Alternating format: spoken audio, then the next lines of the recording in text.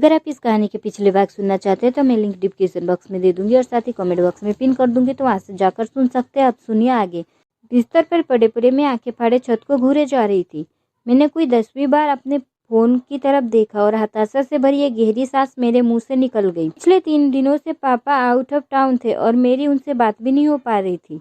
मैंने 1-2 बार उनकी खड़ूस सेक्रेटरी को भी कॉल किया था, मगर उसने भी मेरी उनसे बात करवाने की कोई दिलचस्पी नहीं दिखाई।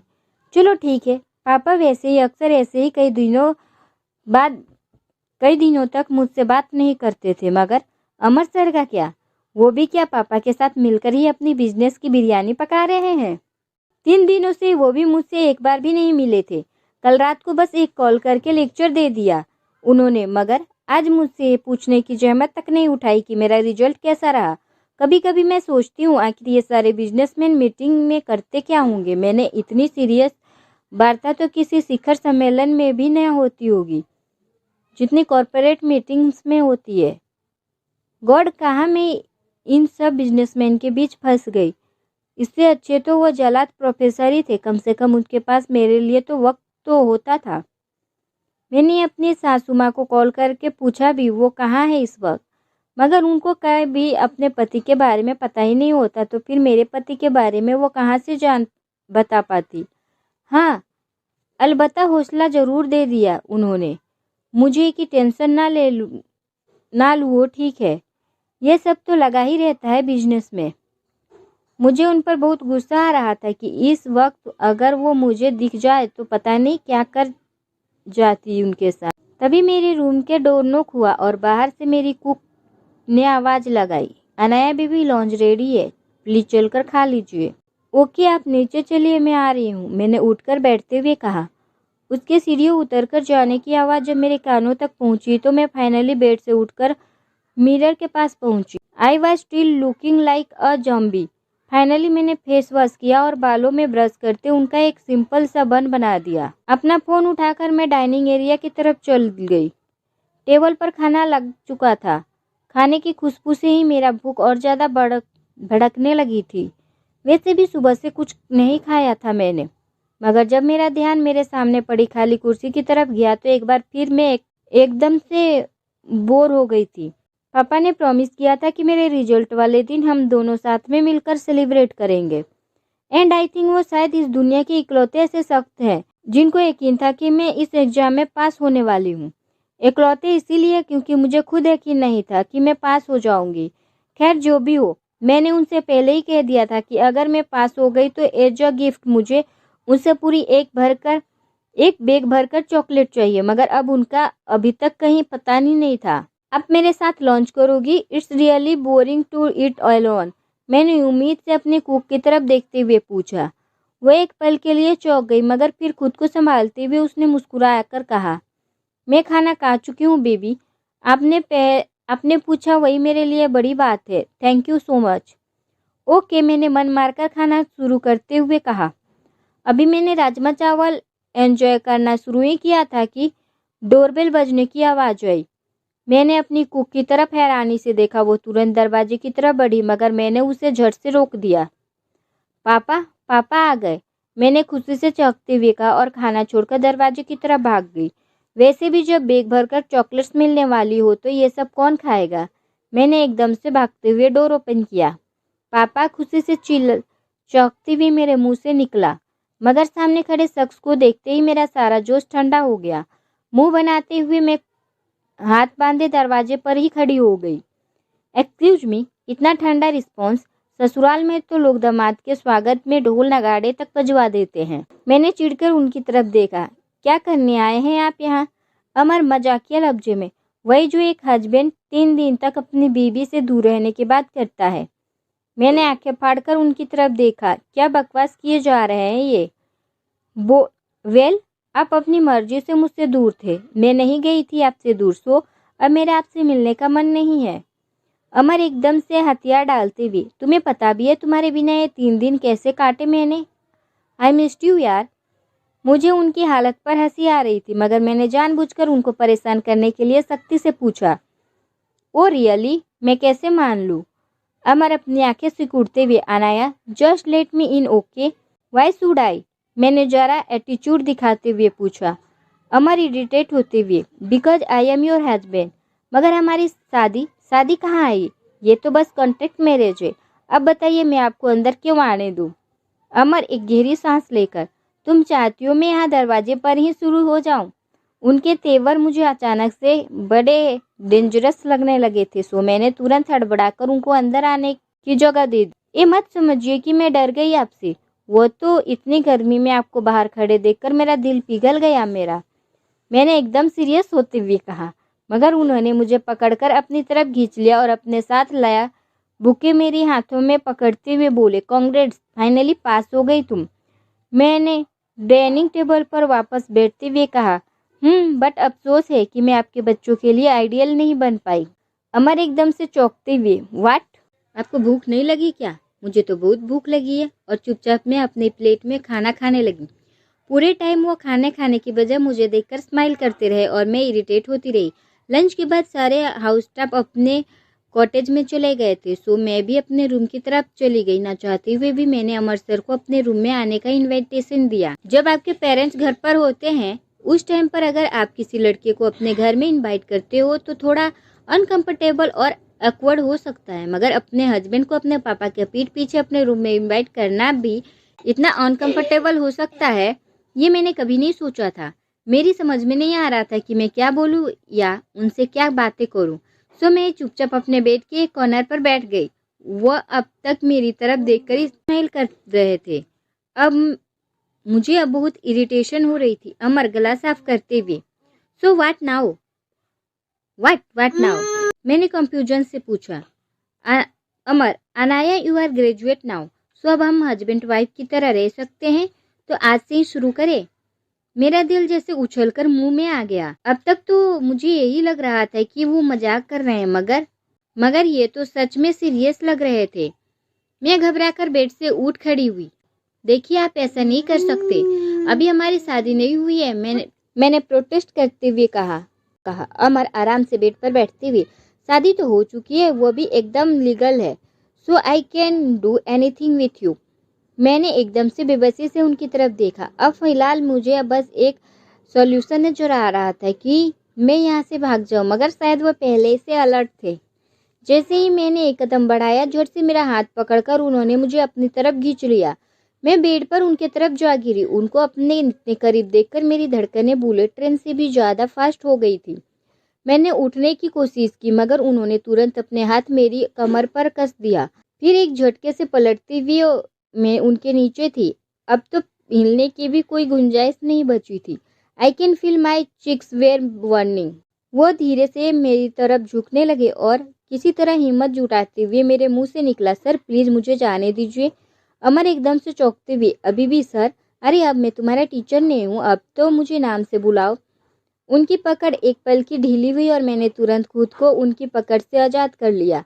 अमर इरिटेट होते हुए, अब ये तो चीटिंग है, हर बार ऐसे ही करती हो तुम मेरे साथ। हाँ तो आपको मेरे साथ ये सब नहीं करना चाहिए, बेड मैनर्स।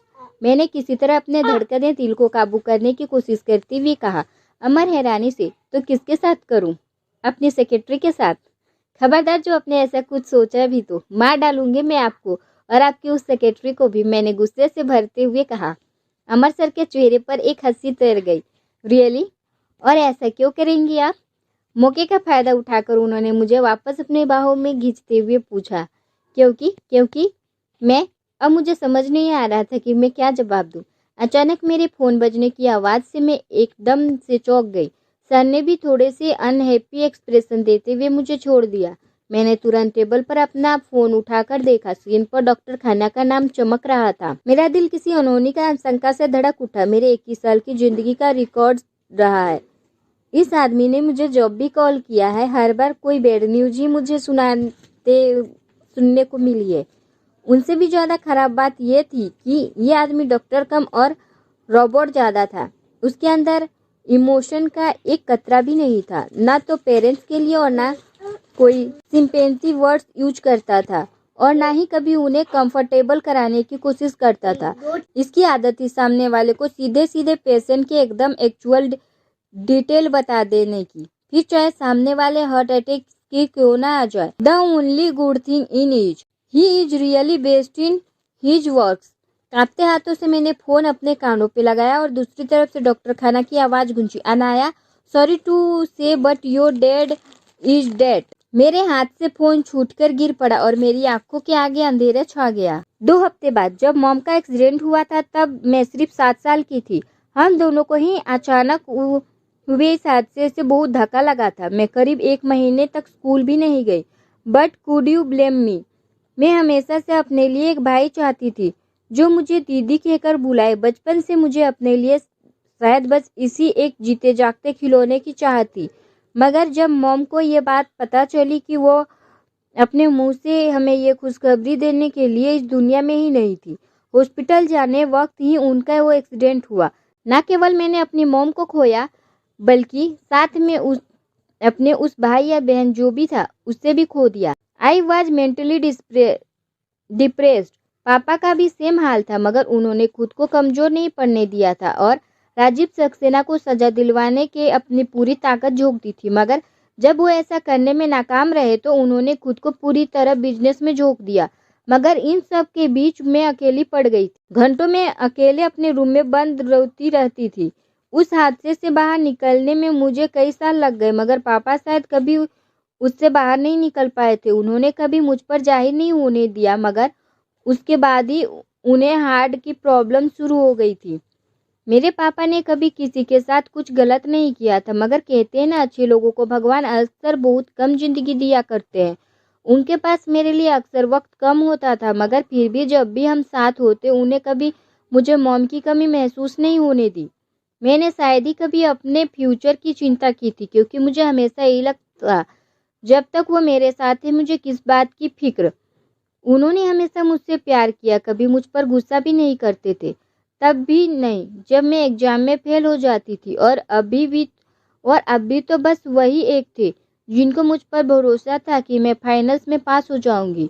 मगर रिजल्ट आने के बाद मेरे साथ सेलिब्रेट करने के लिए वो नहीं थे। ये बात मुझे और ज़्यादा चुभ रही थी। कभी कभी मेरी किस्मत मेरे साथ इतनी क्रुएलिटी से पेश आती है कि मैं कुछ बोलने तक के लायक नहीं रह जाती। क्या सच में मैं इतनी बुरी हूँ कि मेरे साथ ये सब होना लिखा था? अपने बेटे होने का फर्ज निभाते हुए अमर सर ने पापा के मुखाग्नि दी थी। वैसे भी पापा ने उन्हें हमेशा अपना बेटा ही माना था। शायद उन्हें भी अंदाजा था कि अब वो ज़्यादा वक्त मेरे साथ नहीं रह पाएंगे, तो उन्होंने मेरा रिश्ता ही उस घर में तय कर दिया। अब मुझे भी कहीं ना कहीं लग रहा था शायद उनका फैसला सही था। वो अलग बात है कि पहले पहल में मॉम पर बहुत गुस्सा आया था कि आखिर उन्होंने क्यों ऐसे वसीयत बना रखी थी। I mean, 4 साल की बच्ची की शादी तय कर देना, इट्स ये रियली साउंड क्रेजी। पिछले 2 हफ्तों से मैं सक्सेना मेंशन में ही रही थी। सबने हमें फिलहाल यहीं रहने के लिए मना लिया था। अमर सर अब अपने बिजनेस को लेकर काफी बिजी रहने लगे थे मगर फिर भी उनकी कोशिश होती कि ज्यादा से ज्यादा वक्त मेरे साथ बिताए। सेजल के कॉलेज वापस शुरू हो चुके थे। वो जाना नहीं चाह रही थी मगर सबके जोर देने में पर वो वापस शिमला चली गई थी। समर भी उनके साथ ही उसे छोड़ने गया था। जब तक वो यहाँ था वो और जूली हर वक्त मेरे रूम में ही जमे रहते थे। कभी वो सब वापस में लड़ते, कभी मुझे हंसाने की कोशिश करते मगर इस बार की चोट इतनी गहरी थी कि समर की बातें भी उसे हिल करने के लिए काफ़ी नहीं थी। मैं जानती थी उन्हें बुरा लग रहा था मुझे ऐसे देखकर। मैं खुद को संभाल नहीं पा रही थी। समर के 2 दिन में वापस आना था मगर जाने से पहले उसने मुझसे प्रॉमिस किया था कि जब वो वापस आएगा तो उसे उनकी वही वाली प्रिंसेस चाहिए। मैंने उसे कोशिश करके एक स्माइल दी और हाँ में सिर हिला दिया।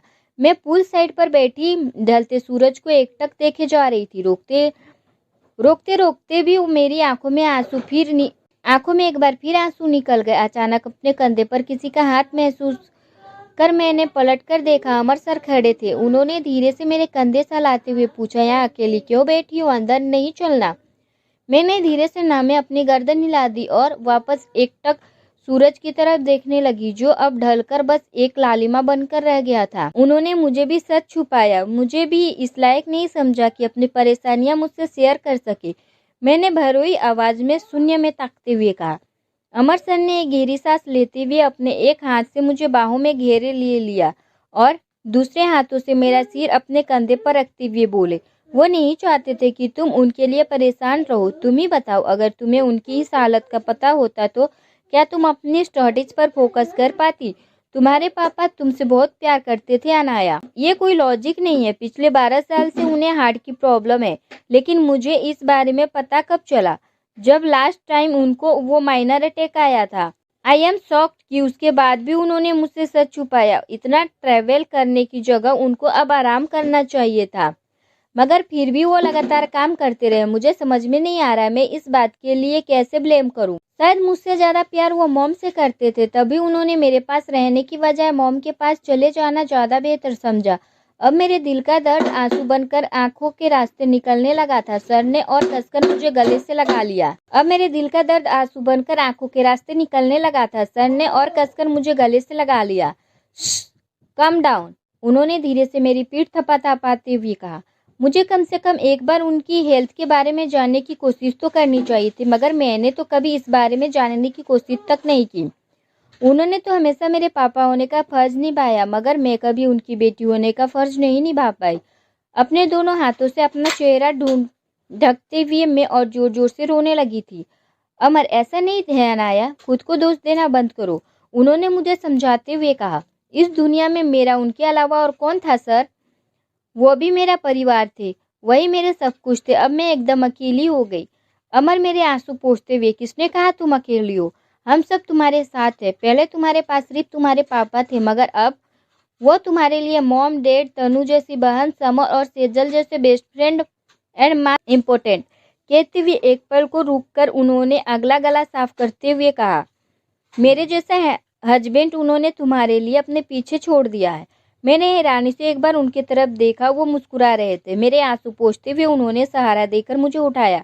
अमर, अंदर चलो, अंधेरा हो रहा है। मॉम ने मुझे प्यार से खाना खिलाया और मेरा सिर सहलाते हुए बोली, हम सब भी तुम्हारे अपने ही हैं अनाया, कभी खुद को अकेला मत समझना। तुम जानती हो, मैं, तुम्हारी मॉम, राज के पापा और तुम्हारे पापा चारों स्कूल फ्रेंड्स हुआ करते थे। तुम्हारे पापा और तुम्हारी मॉम यानी सुमन दोनों स्कूल टाइम से ही एक दूसरे को पसंद करने लगे थे। उन दोनों ने शादी का फैसला भी घर वाले के खिलाफ जाकर लिया था। वो अलग बात है कि बाद में तुम्हारी नानी ने इस रिश्ते के लिए मान गई थी। फिर वो अलमारी से एक पिक्चर एल्बम निकाल कर लाई जिसमें उनके कॉलेज टाइम की फोटोज थी। बहुत सारी ग्रुप फोटोज भी थी जिसमें वो सब मस्ती करते हुए नजर आ रहे थे। मॉम ज्यादा पिक्चर की शॉर्ट स्कर्ट और टी शर्ट में नजर आ रही थी। मिस्टर सक्सेना अपने कॉलेज टाइम में बिल्कुल अमर सर के जैसे ही दिख रहे थे। आई कैन इमेजिन इन पर भी कॉलेज की लड़कियां लूट रहा करती होगी। मैं एक पिक्चर देखती गई और मॉम मुझे उनकी पूरी डिटेल्स देती गई। वह कब की पिक्चर है, बस उस दौरान उन्होंने क्या क्या मस्ती की, सब कुछ उन्होंने मुझे बताया। मिस्टर सक्सेना एक पिक्चर की तरफ इशारा करते हुए, यह इंटर कॉलेज बास्केटबॉल मैच की पिक्चर है। तुम्हारे पापा और आज के पापा दोनों बहुत अच्छा बास्केटबॉल खेलते थे। ये मैच उन दोनों की ही वजह से हमारी कॉलेज जीती थी। मैं और सुमन ऑडिशन में बैठकर उन्हें चीयर कर रहे थे। और ये वाली फेयरवेल की है, जब हम सब कॉलेज छोड़कर जाने वाले थे। वो दोनों तो एक दूसरे से अलग होना ही नहीं चाहते थे। देखो कैसे सैड फेस बनाया हुआ है दोनों ने। मगर फिर जब तुम्हारे पापा ने सुमन को प्रॉमिस किया कि वो बहुत जल्द उनके घर उससे मिलने आएंगे, तब जाकर उसने ये स्माइल करते ग्रुप पिक्चर दी थी। मुझे ऐसा फील हुआ जैसे सब कुछ मेरी आंखों के आगे एक फिल्म की तरह चल रहा हो, जैसे अभी वो दोनों पिक्चर में निकलकर हंसते हुए बाहर आ जाएंगे। मेरी आंखों में वापस नमी आ गई थी। मिसेस सक्सेना मेरे गाल थपथपाते हुए, उदास नहीं होते बेटे, ये समझ लो कि वो फिर से एक नई जिंदगी की शुरुआत कर रहे हैं। अब तुम्हें भी एक नई जिंदगी की शुरुआत करनी होगी। उनका हाथ तो हमेशा तुम्हारे सिर पर बना ही रहेगा, है ना? मैंने मुस्कुराकर हमें सिर हिला दिया। मैंने अंदर और क्यूरियोसिटी का कीड़ा कुलबुलाने लगा था। मॉम, आपकी और डैड की भी लव मैरिज है? मिसेस सक्सेना हंसते हुए, नहीं, तुम्हें तो पता ही है, हर्षित के पापा जी का ये पसंद नहीं था, मगर हम दोनों बहुत अच्छे फ्रेंड्स थे। मेरे पापा का भी बिजनेस काफ़ी बड़ा था, इसलिए हमारे रिश्ते की बात हुई और हमारी शादी हो गई। And I think that why that bed all. वे कहते हैं ना, जो होता है अच्छे के लिए होता है। We are happy together. मगर नानी माँ पापा की शादी के खिलाफ क्यों थी? मैंने हैरानी से पूछा। मिसेस सक्सेना पैलेट्स उठाती हुई, जितना सुमन ने मुझे बताया था उससे तो यही लगा मुझे कि वो सुमन का रिश्ता किसी बहुत बड़े घराने में कराना चाहते थे। सुमन उनकी इकलौती बेटी थी, ऐसे में उन्होंने भी बहुत से सपने देखे थे उसके लिए, मगर जब उसने खुद ही अपने लिए लड़का पसंद कर लिया तो वो थोड़े नाराज हो गए थे, मगर बाद में सुमन की खुशी के लिए मान भी गए। ओह आई सी, अब मैं समझी पापा नानी माँ से इतना क्यों डरते थे। मैंने एल्बम बंद करते हुए कहा, पिछले कई दिनों से मैं ठीक से सोई भी नहीं थी। अक्सर सारी सारी रातें मैं जागते बिता दिया थी। इस वजह से मेरा सिर भारी हो रहा था। Mrs Saxena, you should go and take rest. Okay mom, कहते हुए मैं सीढ़ियों की तरफ बढ़ गई। सीढ़ियाँ चढ़ते हुए मुझे अपने घर की याद आ रही थी। बस कुछ वक्त पहले की ही तो बात है। कितना अच्छा था सब कुछ। मैं मेरे रूम में दुनिया जहान की हर फिक्र और हर कसमकस से दूर सुकून से सोया करती थी, मगर आज मुझे बहुत मुश्किल से नींद आती थी। लेकिन वो घर, अब उसका क्या होगा। मुझे तो अब वहाँ अमर सर के साथ रहना था हमेशा के लिए, तो अब वहाँ उस घर का देखभाल कौन करेगा। और मेरे सारे हाउस स्टाफ, उनका क्या होगा। मेरे पापा के एब्सेंस में ही हमेशा उन्होंने ही मेरी केयर की थी।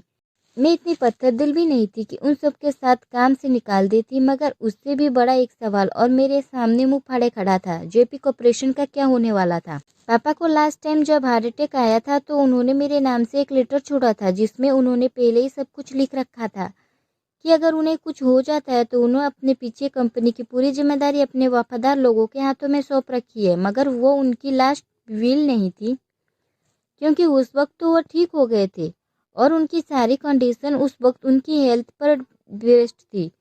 आई रियली होप उन्होंने कंपनी की जिम्मेदारी मेरे सिर पर ना डाली हो। जानती हूँ एक ना एक दिन मुझे ये करना ही था, मगर इसके लिए अभी मैं बिल्कुल तैयार नहीं थी। मुझे इस बात पर भी ताज्जुब हो रहा था कि अब तक रजत ने भी मुझसे किसी तरह की लीगल फॉर्मेलिटीज पूरा करने के लिए कॉन्ट्रैक्ट करने की कोई कोशिश नहीं की थी, मगर मुझे खुद इसके बारे में एक बार कंफर्म होने की ज़रूरत थी। आखिर अपने पेरेंट्स के जाने के बाद उनकी बरसों की मेहनत में अपनी लापरवाही की वजह से बर्बाद नहीं होने दे सकती थी। अपना एक एक कदम मुझे आज बहुत भारी महसूस हो रहा था। थके कदमों से चलते हुए मैं अपने कमरे में पहुंची और बिना चेंज किए सीधे बेड पर लुढ़क गई। कुछ ही पलों में मेरी आंखें भारी होने लगी थी। थोड़ी देर बाद मुझे रूम का डोर ओपन होने और फिर बंद होने की आवाज़ आई। फिर मुझे एहसास हुआ कि कोई मेरे बेड के पर मेरे पास बैठा है। उसने मेरे फोरहेड पर किस करते हुए कहा, don't worry, everything will you fine very soon. वो मैं हमेशा साथ हूँ तुम्हारे। और नींद में भी जैसे मेरे दिल को मुझसे कहा, nothing is ever going to be fine. इसके बाद मुझे जरा भी होश नहीं रहा। सुबह जब मेरी आंखें खुली तो मैं हिल ही नहीं पा रही थी। किसी ने मुझे अपनी बाहों में इस कदर जकड़ा रखा था कि मेरा मुंह लगभग उसके सीने में घुसा जा रहा था। हालांकि बिना चेहरा देखे भी मैं 100% श्योर थी कि ये किसी कौन है। फिर भी कंफर्म करने के लिए मैंने किसी तरह सिर उठाकर अपनी आंखें मलती हुई एक बार उनके चेहरे की तरफ देखा। कितने आराम से सो रहे थे वो, मगर ये नींद में स्माइल क्यों कर रहे। मैं कुछ पल उनकी तरफ देखती रही। जब मैंने उनकी पहली बार देखा था तो यूनिवर्सिटी में, तब मेरे टीनेजर दिल से कुछ ऐसे ही ख्याल आए थे। तब सोचा नहीं था कि वो अनजाने में इमेजिन की हुई बातें सच हो जाएगी। अमर सर की बातों से मुझे अब लगने लगा था कि शायद वो मुझे पसंद करने लगे हैं, जैसा कि तनु ने मुझे पहले दिन समझाया था। मगर ये मेरे सामने कब इस बात को एक्सेप्ट करेंगे। जो भी हो, फिलहाल तो मैं भी ऐसे किसी मूड में नहीं थी कि वो मुझसे अपने प्यार का इजहार करे और मैं खुशियाँ मनाने लग जाऊँ। कुछ देर यूं ही उनको देखते रहने के बाद फाइनली जब घड़ी पर मेरी नज़र पड़ी तो मैंने उठने की कोशिश की। 9 बज चुके थे, मगर जैसे ही मैं अलग होने की कोशिश की, उन्होंने अपने बाहें और कसते हुए मुझे अपने सीने से चिपका लिया। उनके करीब जाते ही स्वीट सी स्माइल मुझे आई, जो डेफिनेटली उनकी परफ्यूम की नहीं थी।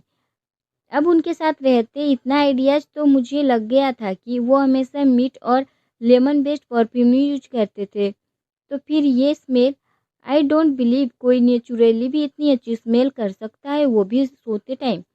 यार मैंने बहुत सारे बॉलीवुड के गाने सुने हैं जिसमें बदन की खुशबू जगाने लगी जादू टाइप्स बोले होते हैं, मगर डेफिनेटली वो सब लड़कियों के लिए होते हैं। मैंने एक बार उनके कंधे उचकाकर अपनी बॉडी की स्मेल लेने की कोशिश की। मेरा दिमाग घूम गया। I was gently confuse this time कि स्मेल मेरे कपड़ों से आ रही थी। ऐसा लग रहा था जैसे मैं कई घंटों तक घास और मिट्टी से लौट कर आई हूँ। अब मुझे उनसे थोड़ी सी जलन भी हो रही थी। जो खूबियाँ मुझ में होनी चाहिए थी वो सब उनके अंदर क्यों थी? मैंने एक बार फिर उनके तरफ देखा तो वो क्यूट लग रहे थे और मेरा मन हुआ कि उनके एक पिक्चर क्लिक कर लूँ, फिर बाद में तनु के साथ मिलकर मैं उनका मजाक बनाऊंगी। तभी अचानक वो नींद में ही न जाने क्या बड़बड़ाने लगे। मुझे कुछ समझ नहीं आया, मगर उसके बाद उन्होंने मुझे और कसकर गले लगाते हुए कहा, किस कर लिया। वो मेरी आंखें हैरानी से फैल गई। What the hell. मैंने छूटने के लिए ताकत लगाना शुरू किया, मगर उन्होंने स्माइल करते हुए मेरे फॉरहेड पर किस करते हुए कहा, stop moving Anna, I won't let you go. Definitely वो कोई सपना देख रहे थे एना। मैंने एक बार उनके स्माइल फेस की तरफ देखा और गुस्सा सातवें आसमान पर चला गया। न जाने किस लड़की के साथ सपने में वो क्या क्या कर रहे थे। मैंने बिना सोचे समझे ताबड़तोड़ 8 से 10 मुक्के उनके सीने पर जड़ दिए। परेशान होकर उन्होंने धीरे से आंखें खोली। आधी नींद में ही अलसाई हुई सी आवाज़ से मुस्कुराते हुए बोले, गुड मॉर्निंग, बस मुझे अब जल्दी से ट्विंस चाहिए। मैंने हैरानी से मुंह फाड़कर उनकी तरफ देखा। दुष्ट पापी धोखेबाज, मुझे धोखा दिया आपने, मैंने उन्हें मारते हुए कहा। अब मेरे चिल्लाने और मारने से उनकी नींद पूरी तरह खुल गई थी। अमर हड़बड़ाकर उठते हुए, अरे अब मैंने क्या कर दिया? किसके साथ रोमांस कर रहे थे सपने में? हाँ, कौन है वो एनी? और तो और ट्विंस भी चाहिए आपको उससे? छोड़ूंगी नहीं आज आपको ट्विंस, और आपके सिर्फ मैं दूंगी, समझे आप? कहते हुए गुस्से में मैं उठ गई। अमर, अनाया सुनो तो। कुछ नहीं सुनना आप मुझे, तंग आ गई हूँ अब मैं आपसे भी और आपकी रोज नई गर्लफ्रेंड से भी। कहते हुए मैं जाने के लिए मुड़ी, मगर अगले ही पल उन्होंने एक झटके से मेरा हाथ पकड़कर खींच लिया। मैं सीधे उनके ऊपर ही जा गिरी। छोड़िए मुझे, नहीं रहना मुझे आपके साथ, जाइए आप अपनी एनी के पास। कहते हुए मैं छूटने के लिए हाथ पैर मारने लगी, मगर उन्होंने एकदम आराम से पकड़कर मुझे अपने सीने से लगाए रखा। कुछ ही देर में मैं बुरी तरह थक गई। बेकार में स्ट्रगल करने, अपनी एनर्जी वेस्ट करने से अच्छा था कि मैं चुपचाप बैठ जाऊं। मेरे हाथों के बीच अपनी उंगलियां फंसाती हुई उन्होंने धीरे से पूछा, अब कैसा फील हो रहा है?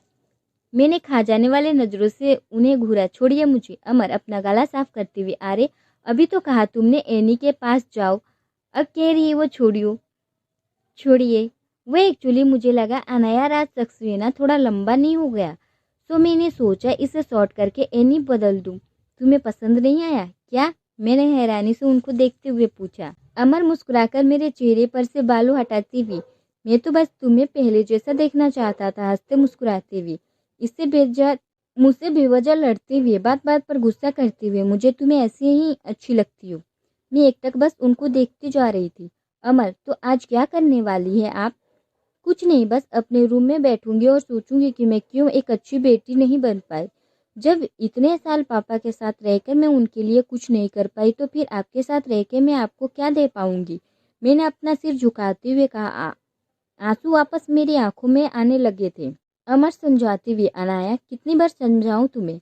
इसमें तुम्हारी कोई गलती नहीं थी। तुम्हारे पापा तुमसे बहुत प्यार करते थे और इसमें कोई शक की गुंजाइश नहीं थी कि तुम भी उनसे उतना ही प्यार करती हो सकता है उनकी देखभाल में कभी तुमसे चूक हो गई हो, पर गलती तो सबसे होती है ना अनाया, हम इंसान हैं। और फिर तुम्हारे पापा भी तो तुम्हें कम ही वक्त दे पाते थे। दो लोग जब साथ में ज़्यादा वक्त ही नहीं बिताएंगे तो एक दूसरे की केयर कैसे करेंगे? वो अपने काम में बिजी थे तो तुम भी अपनी स्टडीज में बिजी थी। तुम्हारी मॉम तुम दोनों के साथ नहीं थी और फिर भी तुम दोनों ने एक दूसरे से अच्छे से संभाल लिया। क्या ये रीजन तुम्हारे लिए काफ़ी नहीं है? बस बात को मानने के लिए तुम दोनों ही अपनी अपनी जगह एकदम परफेक्ट थे। मैं एकटक उनके चेहरे की तरफ देखे जा रही थी। आज बहुत दिनों बाद वो टीचर वाले फॉर्म में वापस नजर आ रहे थे। मुझे थोड़ा सा बुरा भी लगा कि वो ऐसे वक्त में भी मुझे इस कदर डांट रहे थे। मैं मुंह लटकाए वापस रोने लगी। अमर सर मेरी पीठ पर थपथपा देते हुए घबराहट में बोले, सॉरी सॉरी सॉरी, मैं तो बस तुम्हारा गिल्ट दूर करने की कोशिश कर रहा था। मैंने अपना चेहरा उनके शर्ट में पोंछते हुए कहा, आई एम सॉरी सर, आप सही कह रहे हैं।